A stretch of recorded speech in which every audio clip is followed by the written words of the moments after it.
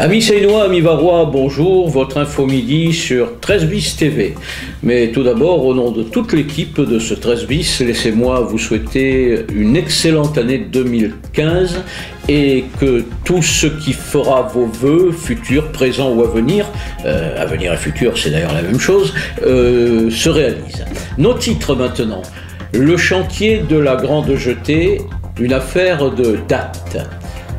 Hôtel à la Seine, 8 emplois créés. Marché de la Seine, une petite dernière pour la route. Les vœux de nos mères. Les spectacles. Et enfin la météo du jour. La rénovation de l'ouvrage entrepris pour protéger la petite rade risque d'être compromise pour une histoire de date. Non pas que le chantier ait pris du retard, mais à cause d'une colonie de Lithophaga. C'est ainsi que les savants appellent la date de mer. Depuis 1992, il est interdit de pêcher et de manger ce mollusque que jadis on voyait sur les marchés provençaux. Mais voici qu'elle est devenue une espèce protégée, ce qui contrarie les débuts de cette fameuse rénovation de la Grande Jetée. Alors que faire? Déplacer cette coquille précieuse pour la science avant que le chantier ne démarre? Impossible, tranche un chercheur d'Ifremer. Celle-ci sécrète un acide pour forer la roche calcaire et s'y loger. Et après, plus moyen de la faire sortir de son trou. La déménager avec ses rochers. Ce serait malgré la difficulté une belle initiative, mais Stéphane Sartoretto, notre chercheur d'Ifremer, vient jouer les troubles faits encore et estime que si ce coquillage a élu domicile à cet endroit, c'est qu'il y a trouvé les conditions de vie idéales. Pour l'instant, le ministère de la Défense n'a pas tranché et ce chantier délicat, maintes fois repoussé, se serait bien passé de ce contretemps environnemental. À la Seine, il semblerait que l'hôtellerie reprenne ses droits, comme du temps où l'a fréquenté George Sand, où l'a fréquenté Jean Cocteau et autres grands de ce monde. L'hôtel Rive d'Or, dont nous avions suivi l'inauguration, a été classé 3 étoiles. 3 comme les 3 chefs d'entreprise qui ont parié sur le projet et créé 8 emplois en misant sur l'avenir. 3 millions d'euros, décidément le chiffre 3, ont été investis et ont ainsi donné du travail aux entreprises locales. Aux Sablettes, au moins 6 établissements ont fermé ces 10 dernières années. Mais Alain Barou, un des hommes du trio, de déclarer « Nous sommes à cheval sur Saint-Mandrier et la Seine. L'hôtel est associé à la croissance économique de la presqu'île car il a une clientèle de commerciaux et d'ingénieurs attachés au développement du chantier de réparation des yachts. IMS Shipyard. Et ces gens viendront certainement grossir notre clientèle.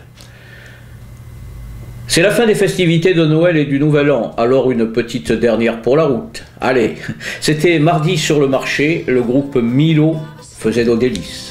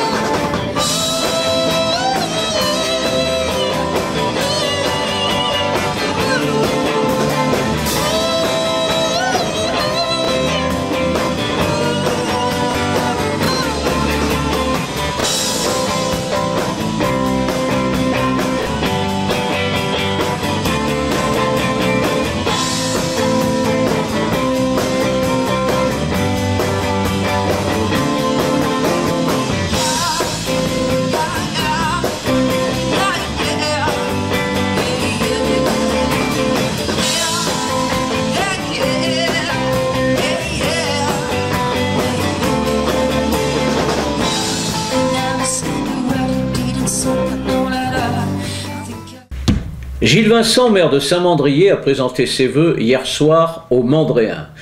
Dans son discours, il déclara « Saint-Mandrier grandit et poursuit son chemin avec l'état d'esprit et l'identité que nous avons souhaité.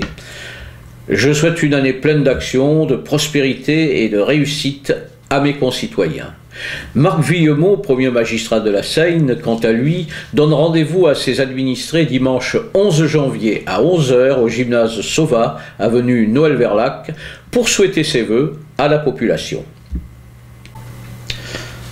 Alors du spectacle maintenant que nous vous proposons souvent du reste sur le 13 bis TV. À l'Impasse, samedi 10 janvier, se déroulera une impro théâtrale à 21h. Qu'est-ce qu'une impro théâtrale? Eh bien ce sont de courtes scènes créées de toutes pièces sous vos yeux à partir d'éléments donnés par le public et c'est ça qui est intéressant. Ces scènes sont libres ou obéissent à des contraintes formelles.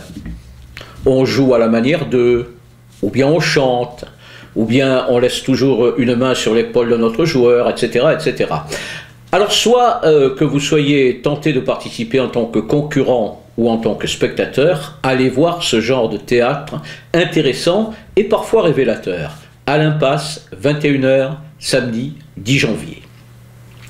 Dimanche 11 janvier à 16h30, j'en parle bien que cela se passe au Théâtre de la Porte d'Italie à Toulon, parce que c'est un spectacle que j'ai beaucoup aimé, un spectacle peu banal donc, et qui sera proposé au public. Son titre, Évidence. Ces artistes, trois jeunes et jolies femmes qui ont pris le nom un tantinet provocateur de douce insolente. Elles chantent, elles dansent, elles s'amusent manifestement, elles ravissent le public certainement. Des paillettes, de la bonne humeur, des clins d'œil quelque peu insolents mais jamais méchants. Voilà ce que ces demoiselles proposent à qui veut aller les voir. Alors si vous désirez avoir un petit avant-goût de ce spectacle, le voici.